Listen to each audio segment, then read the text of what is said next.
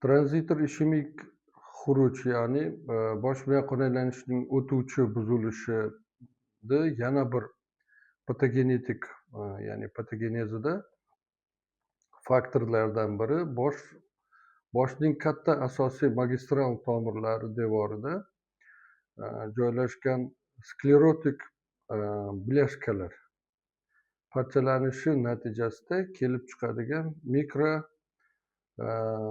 tromboemboliyalar hosil bo'lishi, shuningdek politsitemiya, leykemiya, revmatik endokardit yoki septik endokardit deymiz bilan bog'liq holda yuzaga keladigan mikrotrombozlar tufayli yuzaga kelishi mumkin.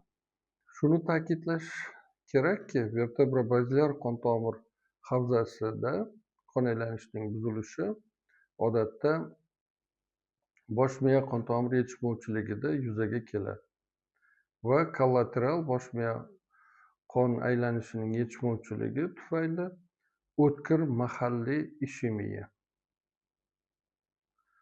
qon bosimining sezilarli darajada pasayishi yoki ko'tarilishi natijasida kollateral shish hosil bo'ladi. Bu bilan birgalikda keladigan kichik qon ketish o'choqlarining rivojlanishi natijasida yuzaga keladi. Vertebrobazial qon tomirining bosh miya qon aylanishi progressiv buzilishlar, kraniovertebral patologiyasi, servikal osteoxondroz, ya'ni bo'yin sohasidagi osteoxondroz va umurtqa arteriyalarining aterosklerozi hisobiga bo'lishi mumkin. Natijada bu arteriya qon tomirlarining reflektor spazmi holati paydo bo'ladi.